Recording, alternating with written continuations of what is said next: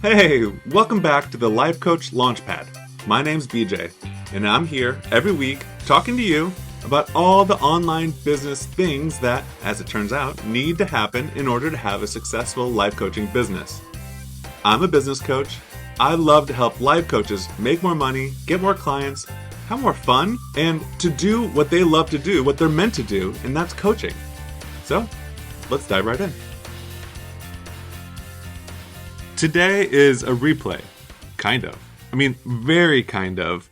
Although the information I've done before, the information is from my highest downloaded podcast episode ever. It's about how to create new habits, but it is done by two AI characters. I don't even know if that's what you call them, characters. There's a new tool called Notebook LM that's by Google, and it's free.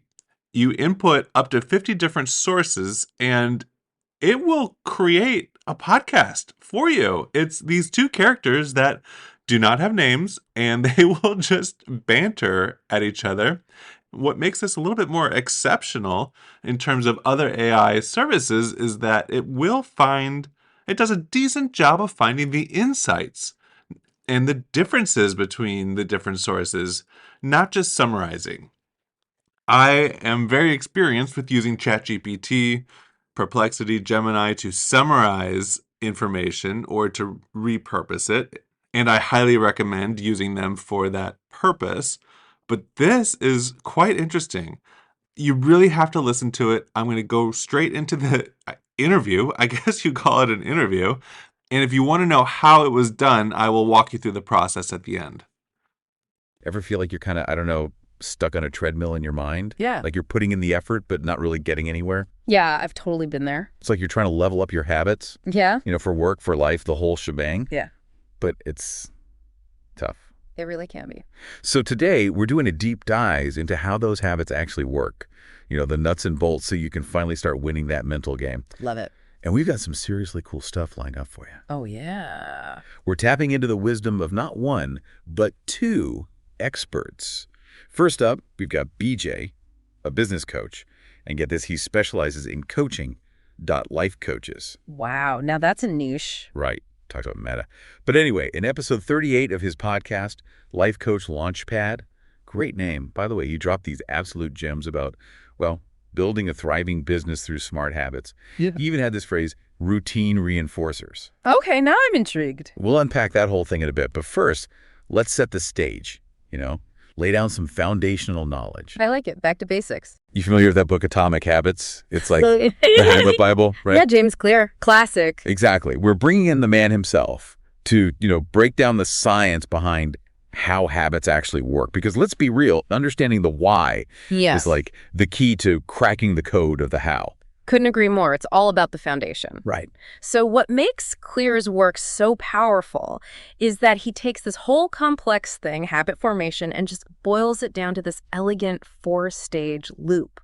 He calls it cue, craving, response, reward. Think of it like it's your brain's default setting, this program that's constantly running in the background, whether you realize it or not. Okay, so walk us through this loop. What's actually happening at each stage? All right, so it all starts with a cue. This is any kind of trigger that basically tells your brain, hey, time to initiate a behavior. Could be as simple as like your phone buzzing, catching a whiff of freshly baked cookies. Or that 3 p.m. slump that has you craving caffeine like your life depends on it. Exactly. Your brain's hardwired to pick up on these cues, and they basically set this whole habit loop in motion. Now, the cue sparks a craving. And I use that word intentionally. How so? Well, because it's not always a conscious, I need this kind of craving. It's more like your brain is just seeking a change in your internal state. So those cookies are not just cookies. They represent the surge of sugar that your brain's associating with pleasure. It's like our brain's inner monologue is, ooh, dopamine. Exactly. Now, you can probably guess what comes next, the response. This is the actual habit itself. Scrolling through Instagram, taking a bite of that cookie. Or in BJ's case, using his routine reinforcers to, kickstart a productive workday. That's a great segue, actually, because BJ's approach really highlights how we can consciously design our environments to, trigger the responses we want. But before we get into that, let's finish unpacking the loop with the final stage, which is the reward. Okay, so the reward is kind of like the brain's way of deciding if that whole habit cycle was worth it, if it's worth hitting the repeat button. Precisely. The reward is the payoff, the reason your brain decides if this whole sequence is worth remembering and repeating. And that reward, that feeling of satisfaction or pleasure, even just relief sometimes, that's what really cements the habit loop. Make it stick. Exactly. Makes you want to repeat the same pattern the next time that cue pops up. So it's like our brains are constantly running these little cost-benefit analyses in the background, deciding which habits deserve, a spot on the roster. That's a great way to put it. And the more often a habit loop goes all the way around, the more ingrained it gets in our neural pathways. Which explains why some habits, especially those not so great ones, can feel like impossible to break. Right, like we're kind of stuck on autopilot. Okay, that feels a little too real sometimes. But knowing this, understanding how this whole loop works, that's got to be the key to breaking free, right? Absolutely. Awareness is huge.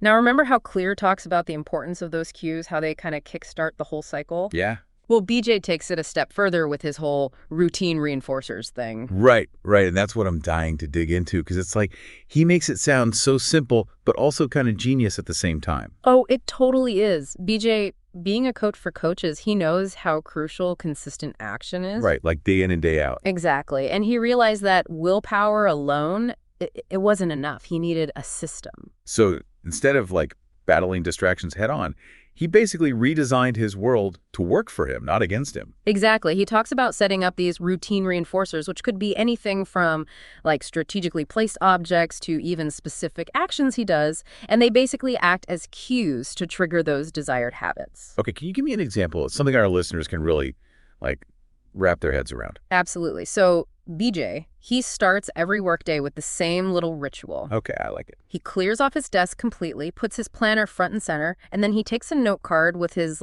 ideal client profile on it and props it up right there. Wow, okay, I can already see how that would be huge. It's like he's setting his intention for the day before those distractions even have a chance to, pull him off track. Exactly. It's so subtle, but it's powerful. Those little visual cues, they act like these constant reminders of his goals, so he stays focused on serving those ideal clients, not just getting bogged down in busy work. I love that. It's like instead of waiting for motivation to just magically strike, he's creating an environment where it's almost impossible not to take action, and that's a game changer right there. It really is. And the best part, this whole principle, it's not limited to business or anything. You can use it for any area of your life where you're trying to level up those habits.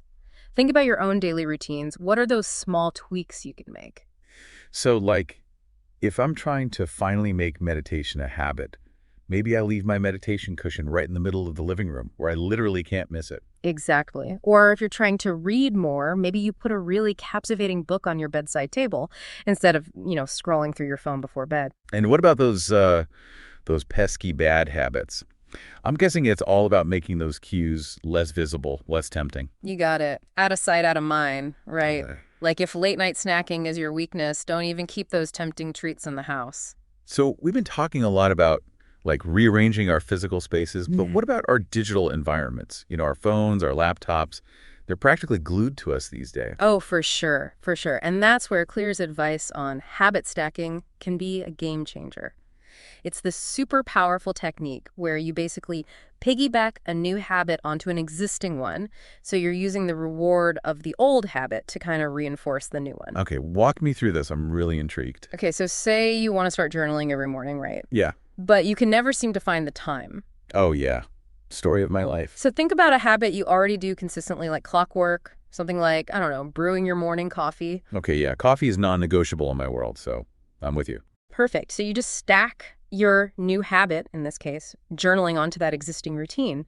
You tell yourself, after I brew my coffee, I'm going to journal for 5 minutes. So the reward, that first delicious sip of coffee, that becomes the trigger for my new journaling habit. I love it. Exactly. And over time, that association, it gets so strong, it's almost automatic. You don't even have to think about it. This is blowing my mind.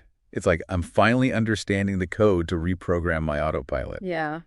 But, let's be honest, even with the best intentions, even with all the systems in place, staying motivated is tough out. Willpower isn't exactly known for its staying power, right? Right. Seriously. Some days, It's like poof, gone before I even get out of bed. Which actually, you know what? This reminds me, BJ had a really interesting take on this whole motivation thing, right? Oh, absolutely. He's a huge, huge believer in accountability. Right, right. And honestly, it makes total sense when you think about that habit loop we were talking about. Yeah. Remember how the reward is so important for like reinforcing the loop, making it stick? Right, right. Well, external accountability, it kind of taps into that same mechanism. So it's like just knowing someone else is in on our goals, it can be this secret weapon for motivation. Totally. It's like having a built-in cheering section, you know? But also someone to kind of gently nudge you back on track if you start to veer off course a little. Because let's face it, we're all human. We all slip up sometimes. Exactly. Yeah. Nobody's perfect. And having that extra support, whether it's a coach, a friend, even just a community, it's like that extra bit of fuel we need to keep going. Couldn't have said it better myself. And, it ties into something BJ always says. You don't have to be perfect. You just have to be consistent. I love that. And it speaks to the power of, small, consistent actions day after day. Right. Because that's the thing about habits. They compound. They snowball. Totally. Right. Each positive choice, even the tiny ones, they create these ripple effects that extend way beyond that single moment. Okay. That's actually really powerful when you think about it. It's like we have this ability to shape our own destinies one small habit at a time. Exactly. And that brings me to, I think, the biggest takeaway for our listeners today. You are not stuck with the habits you have. You absolutely have the power to choose differently, to create a life that's more aligned with, what you value, what you're aiming for. So instead of feeling like we're like at the mercy of our autopilot, we can actually become the programmers. Exactly. And it all starts with awareness, with understanding how this habit loop works, and then making those small strategic changes to our environments, our routines, even our support systems. And remembering we don't have to do it alone. Absolutely not. This has been so fun. I always love really getting into the nitty-gritty of why we do what we do. Me too. This conversation has been honestly really eye-opening. I feel like I'm walking away with a whole new toolbox for leveling up my own habits. And for you, our awesome listeners, we'll leave you with this final thought. As you go about your day, just pay attention to those little cues, those seemingly insignificant things that, kind of shape your actions. What's triggering those autopilot responses? And are they steering you in the direction you want to go? Because once you understand the code, you can hack the system. And that's all the time we have for today's deep dive. Until next time, keep those good habits rolling. Pretty incredible, huh? All right, so I will walk you through the process of how I created this podcast. And by the way, you can create a podcast on anything, including your bank statement, any sort of document or link that you have. You can create a podcast episode of these two characters just bantering at each other about it. Okay, this is the first time that I've ever used this tool. I just heard about it. It just broke into the news about 6 or 7 days ago. So you Google Notebook LM, which will take you to notebooklm.google, and you click on Try Notebook LM. I'm doing it at the same time that I'm telling you about it. Click Create a New Notebook, and then you upload your sources. You can upload up to 50 of them, and they have a good amount of different options. It can be a Google Doc, any link from the internet, a YouTube video, and any text. After all those sources are done uploading, after that, you can click Create Audio Overview. And within about 2 or 3 or 4 minutes, it will create this podcast episode. It can do a lot of other things too. Notebook LM is a research guide where you can upload all the different sources and you can start asking it questions about those sources. You can also do much more of the standard things, as I consider to be with AI tools, that you can create any sort of summary, FAQs, study guide, table of contents, things like that. But this audio overview is a very interesting feature. And that's all I had for you today. If you're looking for help implementing something new into your business, you can sign up for a free mini session on my website, bjbutler.com, and I'll talk to you next week.